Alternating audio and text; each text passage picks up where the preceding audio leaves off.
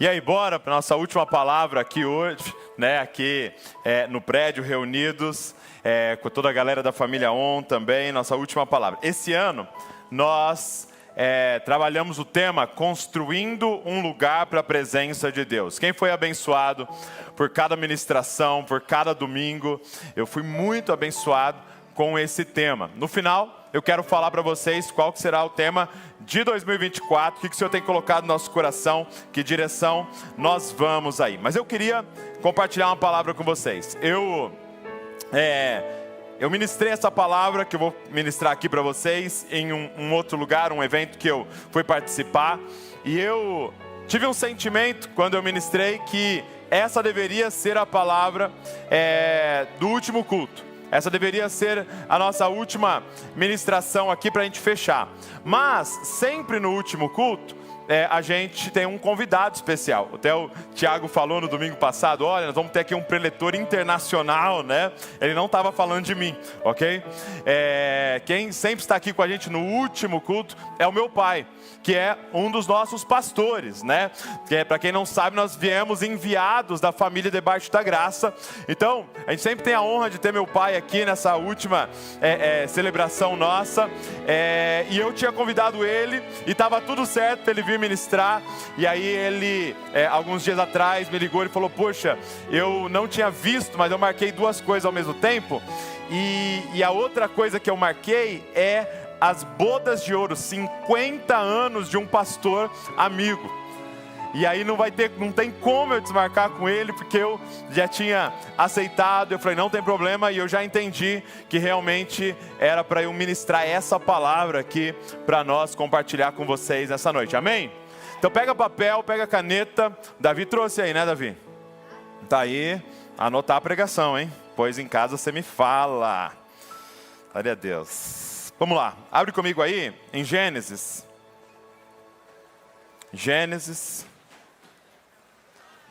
Pode abrir em Gênesis 17. Gênesis 17. Em todas as épocas, gente, nós temos uma mensagem sendo pregada, ok?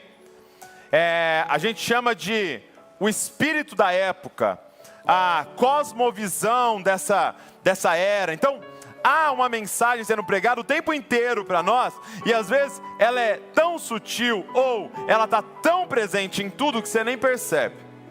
E quando estudiosos olham para essa era, muitas vezes nós pensamos que 2023, 2024, o mundo estaria muito mais ateu, ok? Ou seja, que o mundo teria muito mais pessoas que não creem em Deus. Assim que começou com a ciência e a busca por conhecimento, a gente pensou, cara, todo mundo vai virar ateu aí, a não ser aqueles que permanecem ali buscando a Deus. Mas achava-se que nós teríamos muito mais ateus do que há de fato nesse tempo. Agora, qual é então o espírito da época? Eles definem como deísmo. O mundo está muito mais deísta, não ateu. Ateu é aquele que não acredita que existe Deus, ele não acredita que exista um ser superior, criador de todas as coisas. Agora, o que é o deísta? É aquele que sim, ele crê que existe um Deus, ele crê que existe um criador. Muitos definem como uma força maior, né? Mas eles creem que existe um Deus que criou todas as coisas, criou as leis, por exemplo, as leis da natureza, deu corda, ligou tudo e foi embora. E agora está por nossa conta. Agora a gente vive baseado nessas leis, como por exemplo a gravidade, aqui que está nos puxando, e ele está lá em algum lugar. Ele está lá num lugar que a gente não acessa e deixou a gente aqui agora para viver a partir dessa criação dele. Isso é o deísmo. E apesar de talvez você nunca ter ouvido esse termo, muitos aqui nunca ouviram esse termo, muitos de nós vivemos uma vida baseada nesse entendimento. Agora está na nossa mão. Por exemplo, algo que se difundiu nesses últimos anos, nessas últimas décadas, foi um negócio chamado coaching. O que é coaching? É nos levando ao alto desempenho e ensinando pra gente vários princípios para você ter uma vida melhor. Mas em algum momento é considerado a presença de Deus? Não. É considerado as leis que estão ao nosso redor e como você pode usar essas leis para conquistar mais e mais. O que é isso? É tirar Deus da jogada e falar: você é responsável pela sua vida e o Criador está lá. Isso é o deísmo. Só que esse entendimento é exatamente o inverso do que a Bíblia vem nos falar. Esse entendimento, ele vai contra o cerne das Escrituras e aquilo que nós somos lembrados agora nessa data, e aquilo que vai acontecer segunda-feira.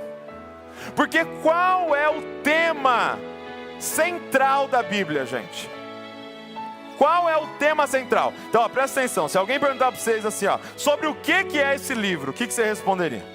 De Gênesis a Apocalipse, qual é o tema central da Bíblia? Diga comigo assim, ó: a presença manifesta de Deus. De Gênesis a Apocalipse, esse livro não está falando simplesmente sobre Deus.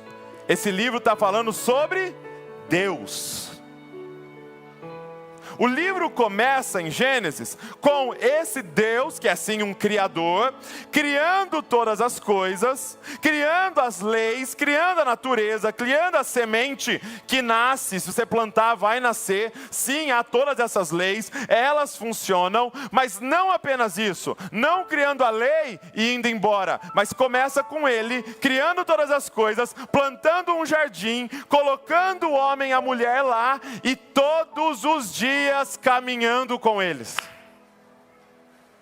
Ele estava criando um ambiente onde sua criação e ele se relacionariam, onde ele andaria com a gente. Você consegue imaginar o que era o Jardim do Éden, gente? Deus andando junto com o homem. E a figura que você tem aqui em Gênesis, capítulo de número 2, capítulo de número 3, é de realmente Deus andando no jardim. Por exemplo, em Gênesis 3, quando o homem peca, diz assim que ele se escondeu porque ouviu os passos de Deus. Então eu quero que você comece a reparar. Quem aqui hoje está nos visitando? Levanta a mão assim, quem está nos visitando aí? Seja muito bem-vindo. Fala para quem está do seu lado, seja bem-vindo. Que alegria ter você aqui. Eu quero que você comece a entender uma coisa. Quando a Bíblia fala Deus, não está falando simplesmente, não está fazendo referência a uma energia. Não, está dizendo: eu ouvi os seus passos no jardim. Está falando sobre uma presença. E aí o homem peca. Gênesis 3. E sabe o que a Bíblia diz, gente? A Bíblia diz o seguinte: é Deus falando para o homem: olha, o dia em que você pecar, o dia em que você desobedecer, o dia em que você comer esse fruto que não é para comer, você morrerá. Diga comigo, morrerá. Só que o homem e a mulher vão, e eles comem, e o coração não para. Portanto, há de certa maneira, apesar de, lógico, depois de um tempo eles morreram, mas há de certa maneira na Bíblia uma outra definição do que é morte, do que é morrer. O que acontece com eles assim que eles desobedecem? Morrem. Mas o que é essa morte? Eles são retirados do lugar da manifestação da presença de Deus. Gente, nesse livro, o que é estar morto? É não ter a presença manifesta de Deus na sua vida. Portanto, talvez há algumas pessoas entre nós que parecem vivas, mas estão mortas. Para a Bíblia, o que é estar morto? É viver sem saber a vontade de Deus. A Bíblia vai usar umas definições: morto em seus pecados e delitos, cego. Por quê? Porque você está andando pela vida sem conhecer o Criador e a sua vontade.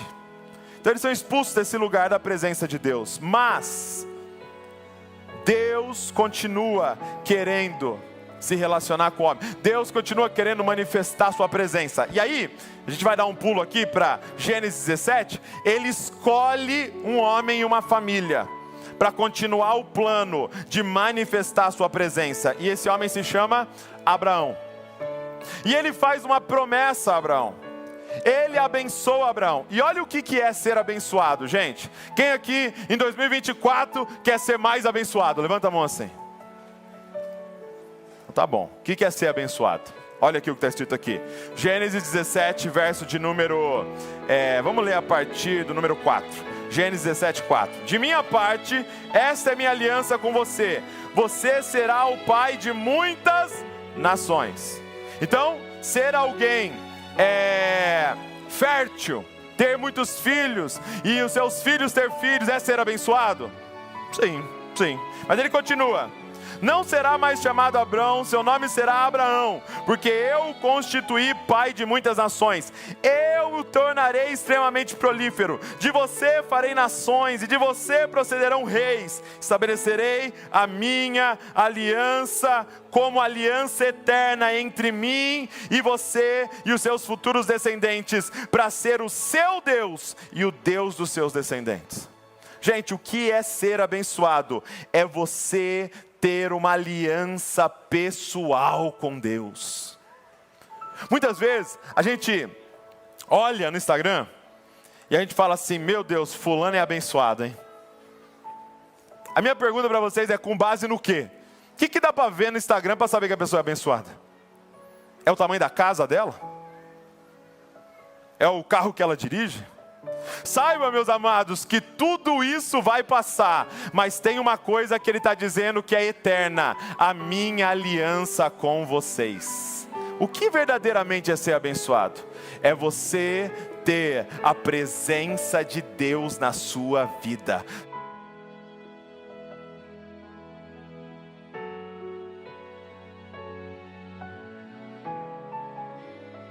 Abençoar, o que isso significa, Deus? Eu estarei com você eternamente e com a sua família.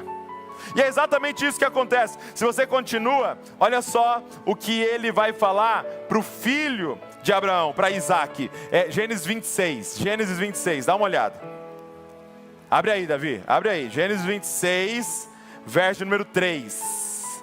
Gênesis 26, 3. Eu quero que você leia aí para você ver.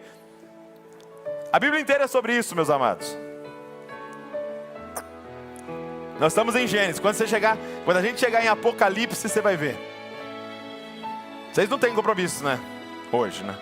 Então tá. Gênesis 26, verso 3. Permaneça nessa terra mais um pouco. Ele está dizendo isso aqui para Isaac, filho de Abraão.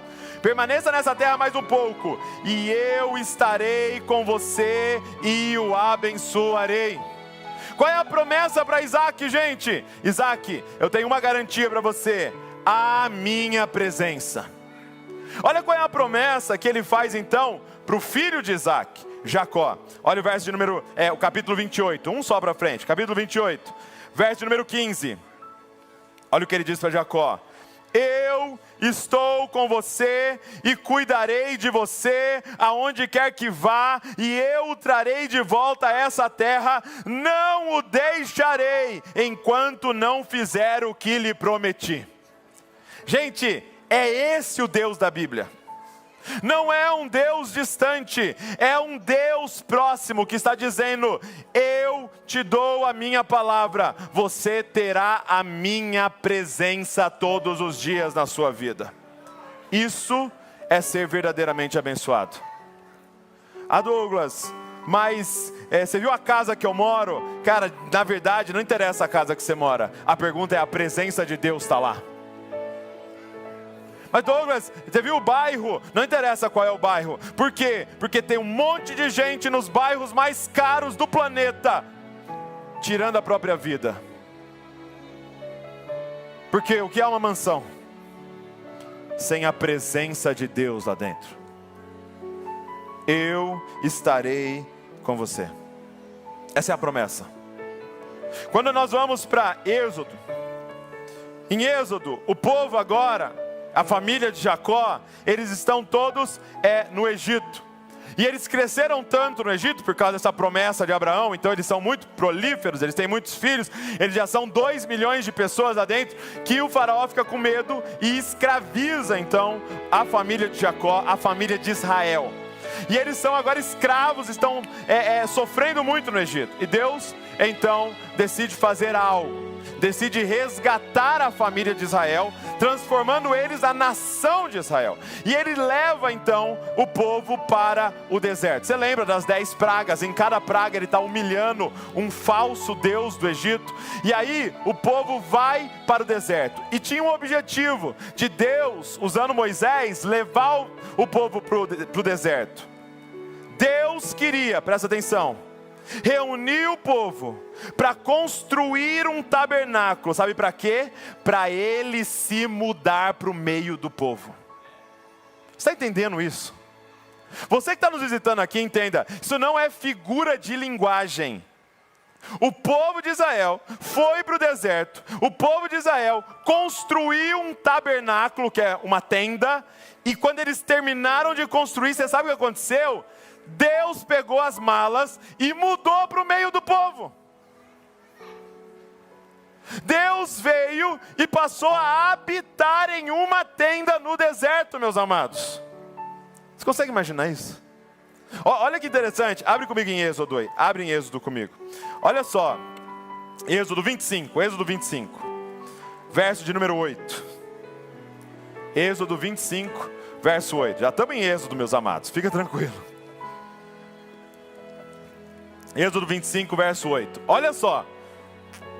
Diz assim: e farão um santuário para mim, e eu habitarei no meio deles. Façam tudo como eu lhes mostrar, conforme o modelo do tabernáculo e de cada utensílio. Agora vai em Êxodo 40, o último capítulo de Êxodo, verso de número 34. Então ele falou: faz um tabernáculo para mim, porque eu vou habitar no meio do povo. Aí eles terminaram de construir o tabernáculo. Êxodo 40, verso 34. Então a nuvem cobriu a tenda do encontro, e a glória do Senhor encheu o tabernáculo. Moisés não podia entrar na tenda do encontro, porque a nuvem estava sobre ela, e a glória do Senhor enchia o tabernáculo. Meus amados, o que está acontecendo aqui? Deus simplesmente mudou para uma tenda no meio do povo. Por quê? Porque esse livro é sobre a presença manifesta de Deus no nosso meio. Aí você chega nesse livrinho aqui chamado Levíticos, que é o livro que mata plano de leitura. Quem já começou um plano de leitura e morreu em Levíticos, em Números, né? Quantos se afogaram nas leis? Por quê, meus amados? Porque a gente não entende o que é isso. Por que tanta lei? Gente, por que lei sobre mofo? Por que tem lei sobre cada detalhe? Você sabe por quê? Você sabe o que é Levíticos e Números, gente? É Deus falando o seguinte: deixa eu ensinar vocês como viver tendo Deus como vizinho. Era Deus dizendo: ei, apesar de ser glorioso o fato de eu habitar no meio de vocês, é muito perigoso ter Deus como vizinho. Você imagina, esse povo acordava e saía da tenda deles, e tinha uma tenda ali, que sabe quem morava lá? Deus. Então, pela sua misericórdia, Deus fala assim: vocês precisam de um estilo de vida para viver exposto à minha presença diariamente. Eu não sou um Deus que habito num lugar distante e que vocês oram falando com alguém distante. Não, eu moro no meio de vocês. E é por isso dessas leis, elas não são leis moralistas, elas são leis relacionais, como estar perto da glória de Deus. Levíticos e Números. Quando você vai em Deuteronômio, você vai ver que ele começa a falar de leis agora, mas já preparando eles para entrar na terra prometida. Porque eles entrariam na terra prometida e agora não seria mais em tendas que eles estariam, mas fixos em um país, fixos em uma cidade. E ele diz em Deuteronômio: eu vou escolher um lugar para derramar a minha presença e eu vou habitar ali. Esse lugar era Jerusalém. Esse lugar era o lugar onde o templo seria construído. Gente, por que você acha que até hoje eles estão em guerra por aquele pedacinho de terra? Porque Deus apontou o dedo e falou: é meu isso aqui. Eu vou manifestar a minha presença nesse lugar. E Deuteronômio vai falar para o povo como eles deveriam se portar agora que eles estariam no lugar fixo. E aí nós chegamos em Josué. E qual é o tema de Josué, gente? É exatamente esse. Olha que coisa maravilhosa. Josué capítulo número 1 diz assim, olha, verso 3: como prometi a Moisés, todo lugar onde puserem os pés eu darei a vocês. Seu território se estenderá do deserto ao Líbano, do grande rio Eufrates e toda a terra dos hititas até o mar grande no oeste. Verso 5: ninguém conseguirá resistir a vocês todos os dias da sua vida. Presta atenção nisso aqui, olha para mim. Olha o que ele está dizendo para Israel. Olha o que ele está dizendo para Josué. Ninguém vai resistir a vocês todos os dias da sua vida. Aí você pode pensar: caramba, esse Josué era top, hein? Esse Josué era bom, hein? Esse Josué era forte. Esse Josué era estratégico. Não. Sabe por que ninguém vai resistir a ele? Olha o que está escrito: assim como estive com Moisés, estarei com você, nunca o deixarei, nunca o abandonarei. Meu amigo, a pergunta não é se é bom, a pergunta não é qual diploma você tem, a pergunta não é qual o seu sobrenome, quais são suas estratégias, a pergunta é: Deus está com você? Porque Deus é aquele que nunca perdeu uma batalha.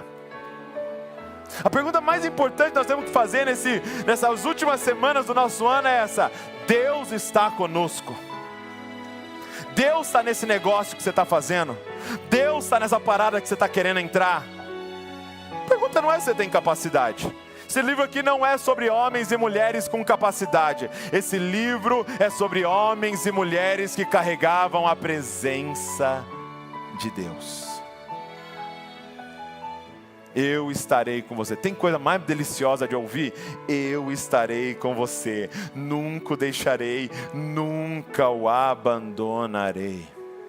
E aí ele diz: seja forte e corajoso, porque você conduzirá esse povo para herdar a terra que prometi, sob juramento aos teus antepassados. Somente seja forte e muito corajoso. Ou seja, força e coragem é resultado de crer em uma verdade: Deus conosco. Deus está conosco. E aí Josué, eles entram na terra prometida, e você conhece a história. Eles dão 7 voltas, 7 dias dando volta ao redor da muralha, né, que tinha em Canaã. E eles dão 7 voltas, no último dia tocam trombeta, a muralha cai, eles entram e conquistam aquela terra, porque Deus estava com eles. E aí quando eles entram na terra, eles já começam a se esquecer do Senhor. Quando eles entram na terra, eles começam a esquecer da presença de Deus. Eles começam a querer decidir a partir da carne, a partir da mente deles, como muitos de nós tentamos fazer esse ano. E aí a gente entra no livro de Juízes. E toda hora o Senhor vem com a sua presença, e no livro de Juízes é descrito assim: e o Espírito do Senhor veio sobre fulano, e o Espírito do Senhor veio sobre ciclana, e o Espírito do Senhor, era a presença de Deus vindo sobre alguém, para que essa pessoa profetizasse, para que essa pessoa trouxesse o povo de volta para a presença de Deus. Para lembrá-los, lembrem-se da presença de Deus. E aí você tem vários: Boquim, Otoniel, você tem Débora, né? Você tem Gideão, que é um dos mais famosos. Mas eu quero ler um com você aqui, que é de dar muito temor. Abre aí Juízes 16. Juízes 16, que é o mais famoso, que é Sansão.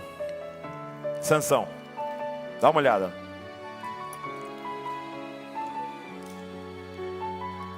E diz assim, ó.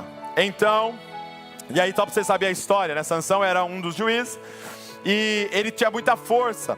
O Espírito do Senhor vinha sobre ele e ele fazia coisas sobre-humanas, parecido com o que a gente vê nos filmes de super-heróis. Ele matava 1000 homens, ok? Então assim, uma coisa absurda que o físico humano não teria capacidade de fazer, mas o Espírito do Senhor vinha sobre ele. E ele tinha um voto com Deus, de nazireado. E uma das questões do voto era que ele não cortava o cabelo, como uma consagração ao Senhor. E aí ele se apaixona por uma mulher que não é do povo de Deus, Dalila, e ela então começa a perguntar: qual que é o segredo da sua força? Qual que é o segredo da sua força? Qual é o segredo da sua força? E ele conta para ela. Olha o verso de número 20, Juízes 16, 20, e ela corta o cabelo dele, e aí diz assim, ó: então ela chamou: Sansão, os filisteus o estão atacando. Ele acordou do sono e pensou: sairei como antes e me livrarei, mas não sabia que o Senhor o tinha deixado. Gente, existe algo mais terrível do que isso. Talvez esse ano você tremeu diante de um diagnóstico. Talvez esse ano você tremeu diante de uma dívida, de uma falência, do término de um relacionamento. Talvez esse ano você derramou algumas lágrimas em relação a notícias sobre filhos, notícias sobre os pais, sobre a perda de alguém. Mas não existe nada mais terrível do que isso aqui. E ele não sabia que o Senhor o tinha deixado. Porque a pergunta mais importante para nós é essa: o Senhor está conosco. O Senhor está conosco. Nós temos a presença de Deus. E aí, a Bíblia continua, e nós entramos em 1 Samuel, e a história de Samuel é muito legal. Depois eu quero que você leia. A mãe dele era estéril, e ela vai até o templo, né, o lugar da presença de Deus, e ela começa a orar. O sacerdote, ela estava orando de uma forma, gente, que o sacerdote achou que ela estava bêbada. Que isso aqui é intercessão, meu amigo. E aí então, ele profetiza que ela terá um filho. Ela dedica esse filho ao Senhor, que é Samuel.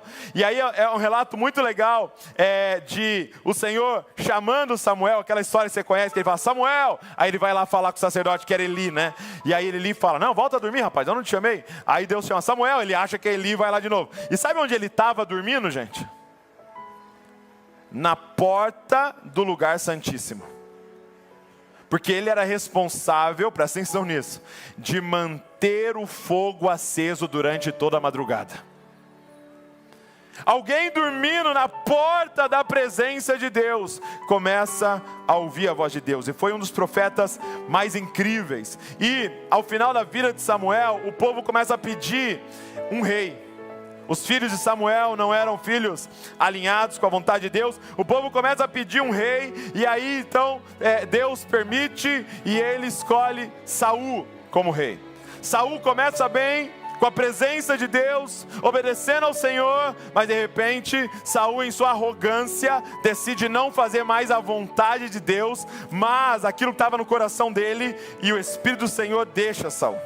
De novo, a coisa mais terrível do mundo. O Espírito do Senhor deixa Saul, e o Espírito do Senhor se move então para uma outra pessoa. Ele diz: Samuel, vá até a casa de Jessé, porque eu escolhi um dos filhos dele para ser o rei de Israel. E ele vai até lá, e aí ele vê todos os filhos, mas não está quem Deus tinha escolhido. Quem era? Escola dominical agora, quem vai ganhar um sonho de valsa? Acertou, Davi. Davi, em casa eu te dou. Ele escolhe Davi. Era o mais improvável, nem estava na reunião, estava lá cuidando das ovelhas. E ele vem então, e ele é ungido. E a partir desse dia, o Espírito do Senhor estava sobre ele. E Davi então se torna rei, depois de ter derrotado Golias, depois de vários problemas com Saul, com muitos ciúmes. Ele se torna o rei. E quando ele se torna rei, gente, qual é a primeira coisa que ele faz? Qual é a primeira coisa que Davi decide ao se tornar rei? Ele manda buscar a Arca da Aliança. O que era a arca, gente? O que ela representava?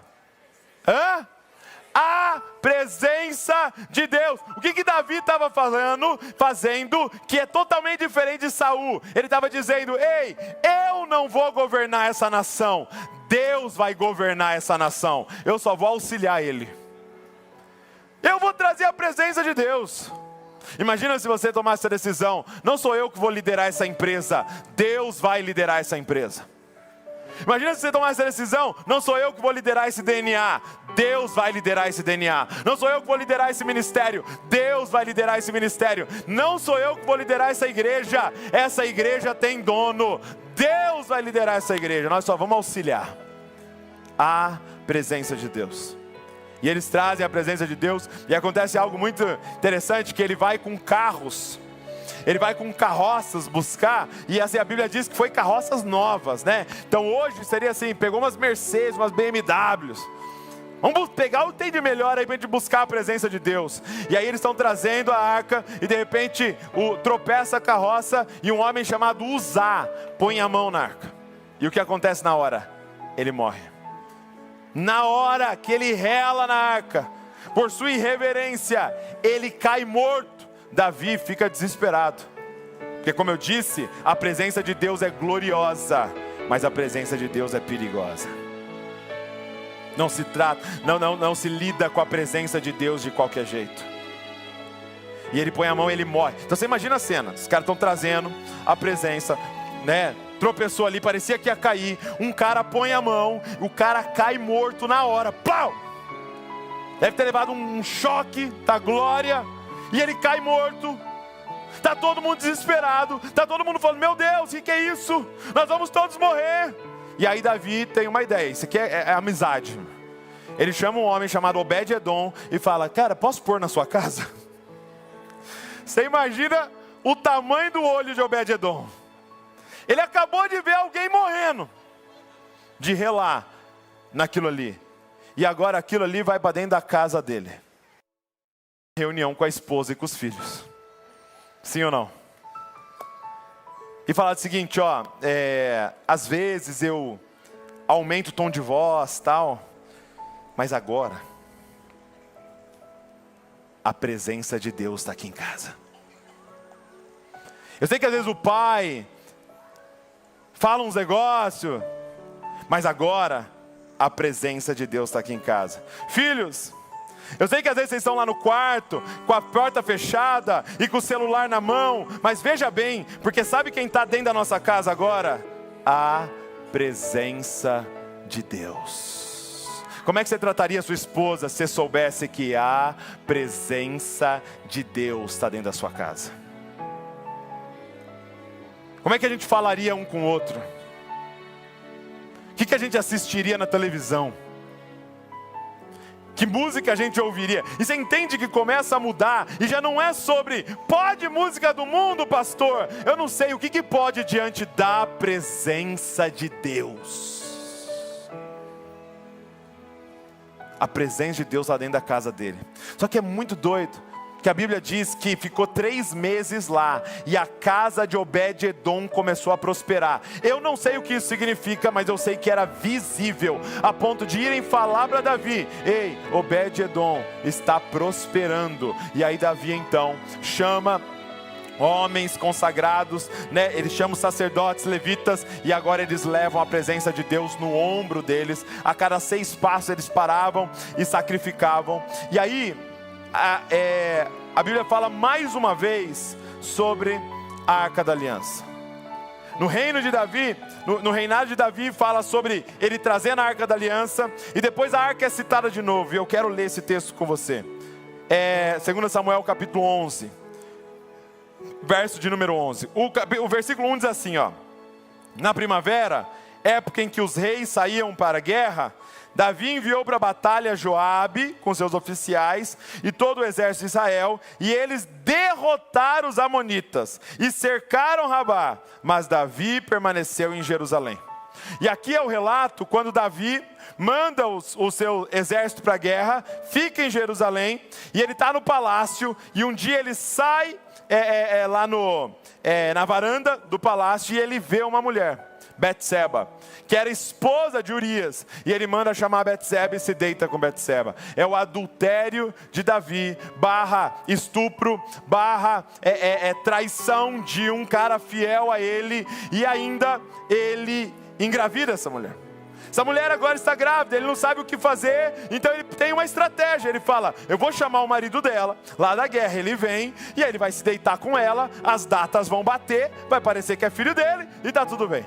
Então ele chama Urias, e aí ele manda Urias para casa, para ter um tempo com a mulher dele. E aí, aqui em 2 Samuel 11:11 diz assim: Urias respondeu: a arca e os homens de Israel e de Judá repousam em tendas. O meu senhor Joabe e seus soldados estão acampados ao ar livre. Como poderia eu ir para casa para comer, beber e deitar-me com minha mulher? Juro por teu nome e por tua vida que não farei uma coisa dessas.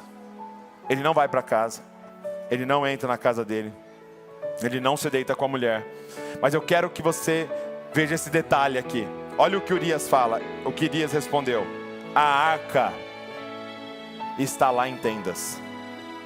Gente, quando foi a queda de Davi? Quando ele enviou a arca para a guerra e ficou em Jerusalém. Quando ele enviou a arca para uma tenda e ficou no palácio. E a pergunta que eu tenho para você é essa: qual é o lugar mais perigoso? Uma tenda no meio da guerra ou um palácio cheio de guardas ao redor? Depende aonde a presença de Deus está. Porque de repente uma tenda no meio da guerra é mais seguro do que um palácio. Por quê? Porque a presença do Senhor estava naquele lugar. Ele enviou a presença de Deus para a guerra e ficou no conforto. Nós queremos a presença. Nós queremos a presença, nem se for tempo de guerra, tempo de batalhas, tempo de confronto, tempo de perder o emprego, tempo de diminuir o nosso salário, eu não sei, mas nós queremos a presença. E aí, Davi então, ele tem uma paixão pela presença de Deus. Isso aqui é um dos relatos de um momento ruim da vida de Davi, mas não resume a vida de Davi. Ele tem um amor pela presença. Quando você lê Salmos, você vê o amor que ele tinha pela presença. E ele fala: eu quero construir um lugar para a presença de Deus, um templo. Eu moro num palácio, como é que Deus mora numa tenda? E aí o Senhor fala para ele: não, mas você não vai construir, suas mãos estão muito cheias de sangue, você é um homem de guerra, é o seu filho que vai construir, Salomão. E Salomão então constrói o templo, esse lugar para a presença de Deus. E quando Salomão termina de construir o templo, é a mesma coisa. A glória do Senhor vem sobre o templo e enche o templo. E agora de novo Deus muda para habitar no meio do povo. E aí o povo se desvia, o povo abandona o Senhor. E aí você tem o relato, relatos como, por exemplo, no livro de Ruth, gente. O livro de Ruth é muito interessante, porque qual é o assunto do livro de Ruth? Diz que no lugar, na cidade da presença de Deus, começou uma crise, começou fome. Então, um homem pega toda a sua família e se muda para Moabe. Lá tinha abundância, tinha comida. Movido por necessidade, ele vai para longe da presença de Deus. E quantas vezes a gente faz isso? Quantas vezes a gente olha e fala: aqui nessa cidade não está dando certo, eu vou para aquela. Muitas vezes a gente está falando: aqui nesse país não está dando certo, eu vou para aquele. Aqui nessa região não está dando certo, eu vou para aquela. E não movidos por causa da presença de Deus, mas movido por causa de necessidade. E muitas vezes por amor a mamon a gente faz isso. E a Bíblia diz que esse homem morre, que os seus filhos morrem, e agora Noemi e Ruth estão lá sem os seus maridos, e a Bíblia conta então a história que eu chamaria de a história do arrependimento. É alguém decidindo fazer o caminho de volta para o lugar da presença de Deus. Porque é melhor um lugar onde fisicamente está em crise, mas o céu continua no controle daquele lugar. E eles voltam, E é esse relato maravilhoso que você tem que ler no livro de Ruth. E aí a gente entra em uns livros maravilhosos como Salmos, que é um livro sobre uma vida na presença de Deus. E você tem salmos de louvor, que fala da presença de Deus, e salmos de lamento, quando ele fala sobre: eu não estou sentindo a sua presença, o Senhor não está aqui, e eu não estou perto de ti. Então é dois tipos de salmo: com a presença ou sem a presença. Quando você chega, por exemplo, no livro de Provérbios, é um livro sobre sabedoria. Só que o resumo do livro de Provérbios é: o temor ao Senhor é o princípio da sabedoria. Então o que é ser sábio, segundo o livro de Provérbios? Temer ao Senhor. E o que é temer ao Senhor, gente? É você ter consciência de que Ele está presente. Por exemplo, quem aqui tem medo, teme um leão feroz e faminto? Quem aqui teme um leão feroz e faminto? A resposta é: depende. Onde que ele está? Porque um leão feroz e faminto lá na África, eu não temo. Você teme? Um leão feroz e faminto lá no zoológico em São Paulo, numa jaula, eu não temo. Você teme? O problema é se a gente soltar ele aqui dentro. Então qual é o princípio da sabedoria? A consciência que o leão de Judá habita entre nós. Ele está presente. Isso é Provérbios. É sabedoria. É sabedoria em ter uma vida na presença de Deus. E aí você entra no livro dos profetas e todos eles estão dizendo: ei, voltem para a presença de Deus, voltem para a presença de Deus. Relatos de como esses homens tiveram encontros com a presença de Deus e foram completamente transformados. E aí finalmente a gente chega no Natal. Finalmente a gente chega em João, por exemplo, capítulo número 1, verso número 14, que diz: e o verbo se fez carne e habitou entre nós. De repente, um anjo aparece para uma mulher chamada Maria, depois aparece para um homem chamado José em sonho, e ele diz: ei, vocês estão recebendo o maior presente de todos, como o Léo falou aqui, você ficará grávida, e o nome daquele que vai ser gerado aí dentro é Jesus. Sabe o que significa Jesus? Yahvé é a salvação. Ele diz assim para José, em Lucas capítulo 1, o nome dele será Emanuel, que significa Deus conosco. Ele não é um Deus que criou tudo e foi embora. Não, Ele é um Deus que veio atrás de nós para nos buscar, para estar presente entre nós. Meus amados, você que está nos visitando, todas as religiões falam sobre algum profeta que teve uma revelação de o que você precisa fazer para chegar até Deus. Nós não falamos sobre isso. Nós falamos sobre uma notícia de que Deus veio até nós e se revelou a nós. Nós não estamos atrás de uma fórmula de como chegar a Deus. Nós estamos crescendo em fé de que Deus está entre nós. Ele está presente aqui. Você já imaginou? Jesus é Deus. Jesus é Deus. É isso que os autores dos evangelhos estavam nos falando. Nós andamos com Deus. Aquele que criou todas as coisas nasceu. Você entende o nível de humilhação que é o Natal? Você consegue conceber isso? Aquele que disse: haja luz, e houve luz, nasceu. Mamou em um seio, deixou 2 jovens trocar a fralda dele, aprendeu a andar, ralou o joelho, dentinho cresceu, e teve febre quando cresceu, teve salto de crescimento, que eu acho que é uma coisa que nós inventamos, mas teve. Ia ao banheiro, tinha que dormir, porque ficava cansado. Ele andou entre nós. Por quê? Porque assim como a pedagogia nos ensina, quando você for falar com seu filho, abaixa e olha no olho dele, porque ele vai entender melhor. Era Deus abaixando e olhando no nosso olho e dizendo: eu quero que vocês me entendam, eu amo vocês e eu criei vocês e não fui embora, eu criei vocês para habitar entre vocês. De Gênesis a Apocalipse eu quero a mesma coisa, morar no meio de vocês. E Jesus era isso, era Deus andando no nosso meio. Tempo atrás me mandaram na minha caixinha de perguntas, como é que eu sei que o cristianismo é verdade?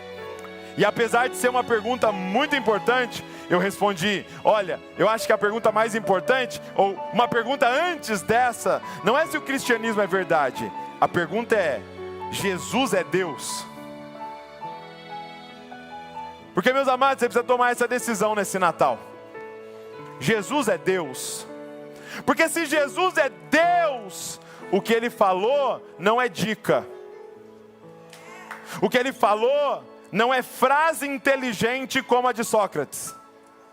O que Ele falou é mandamento. Quando Ele disse: ninguém vai ao Pai a não ser através de mim, tem duas opções: ou você considera Ele um lunático, ou Ele é Deus. Quando Ele diz: eu vim perdoar os pecados, era Deus falando com a gente.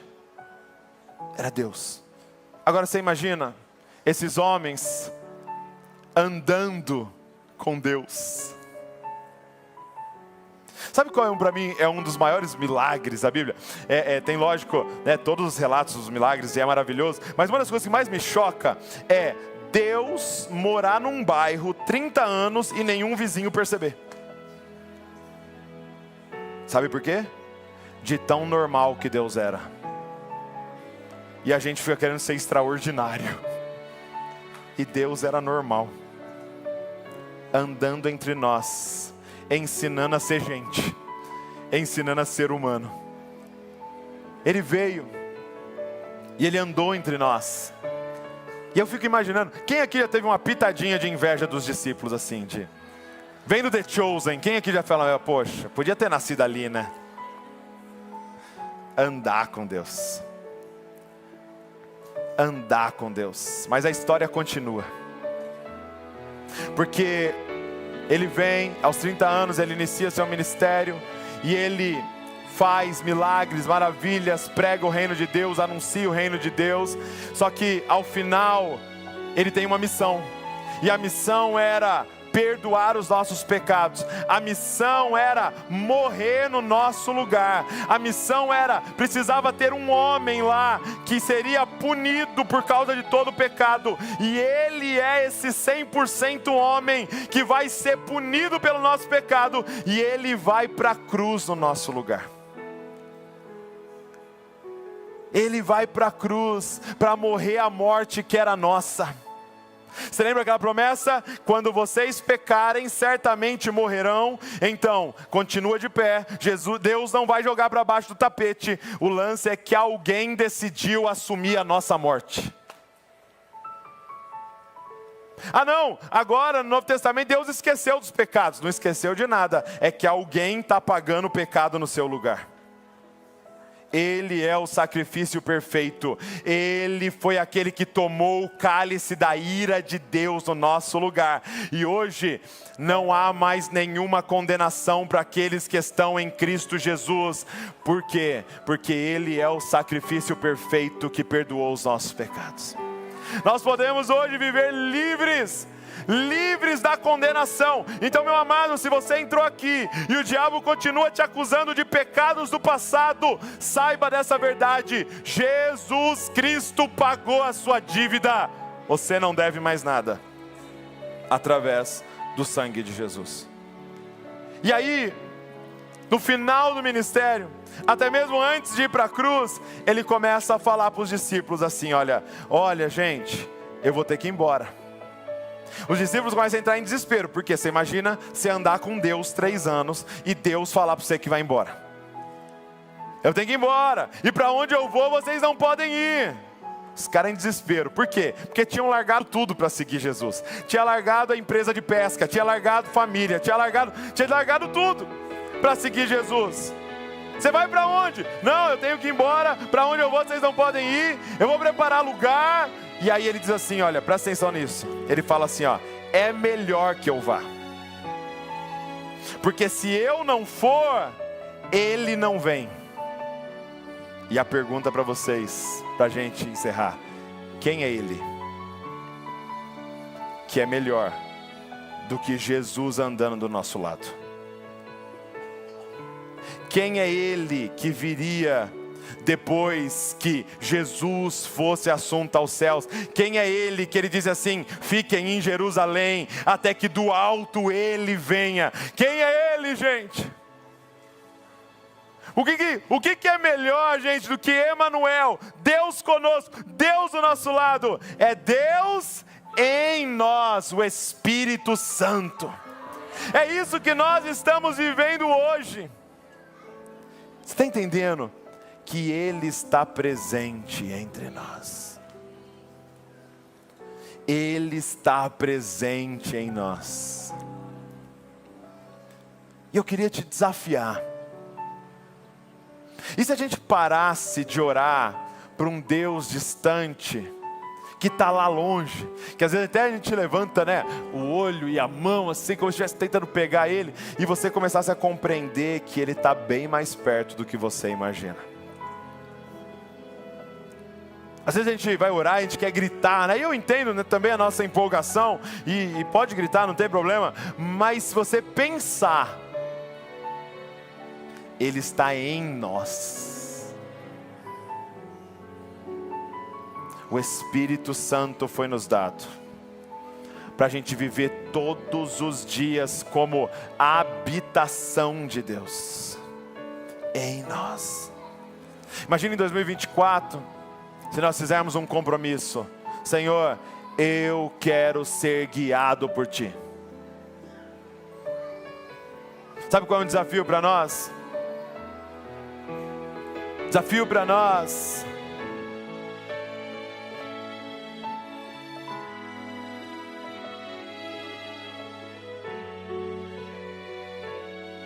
o tempo inteiro. Será que Deus quer mesmo que você fale isso que você estava pensando em falar? Será que Deus quer mesmo que você tome essa decisão que você estava pensando em tomar? Será que Deus quer mesmo que você namore essa pessoa? Será que Deus quer mesmo que você faça isso com essa pessoa na empresa que você estava pensando em fazer?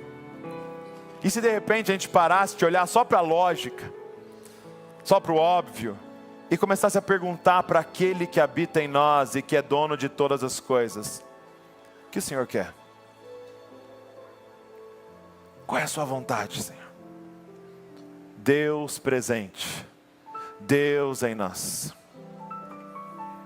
Mas nós temos um segundo desafio.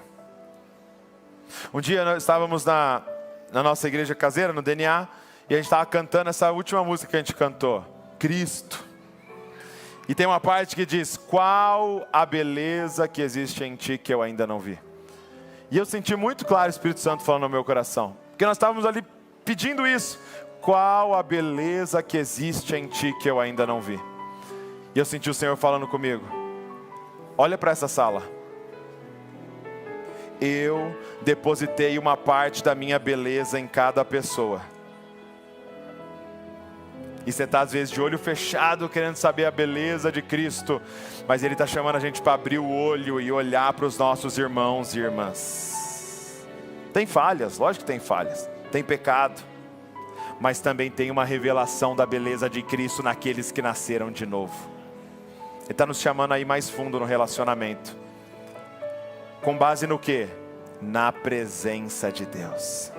E se de repente a gente começasse a discernir, presta atenção nisso, que quando eu rejeito alguém, eu estou rejeitando a presença de Deus. E se de repente eu começasse a discernir que quando eu excluo alguém, eu não quero mais ver a cara, eu estou excluindo uma parte da revelação de quem Ele é. 2 Coríntios 5, Paulo vai dizer: a ninguém mais conheceis segundo a carne, mas segundo o Espírito. E se as nossas relações fossem agora baseadas na presença de Deus?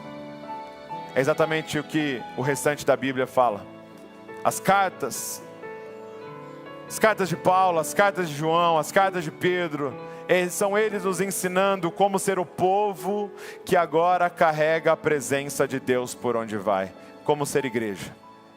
E esse livro maravilhoso, a palavra de Deus, termina. E eu queria ler, para a gente encerrar. Você fica de pé comigo? E pega a sua Bíblia, abre em Apocalipse, capítulo de número 21. Que é como o livro termina. Apocalipse, capítulo de número 21. E diz assim, olha: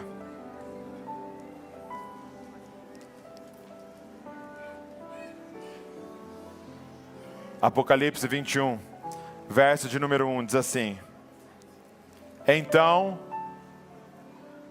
vi novos céus e nova terra, pois o primeiro céu e a primeira terra tinham passado, e o mar já não existia.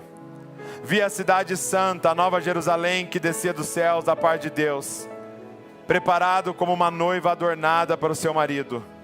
Ouvi uma forte voz que vinha do trono e dizia: agora o tabernáculo de Deus está com os homens, com os quais ele viverá. Eles serão os seus povos, o próprio Deus estará com eles e será o seu Deus. Ele enxugará dos seus olhos toda lágrima. Não haverá mais morte, nem tristeza, nem choro, nem dor, pois a antiga ordem já passou. Aquele que estava sentado no trono disse: estou fazendo novas todas as coisas. E acrescentou: escreva isso, pois essas palavras são verdadeiras e dignas de confiança. Como é que essa história termina? Com Deus mudando de endereço e vindo morar entre nós. Todas as vezes que nós dizemos Maranata, ora vem Senhor Jesus, nós estamos dizendo: Senhor, vem habitar em plenitude entre nós e governar todas as coisas. Vem enxugar dos olhos todas as lágrimas. Vem de uma vez por todas acabar com toda a dor. Essa é a nossa esperança.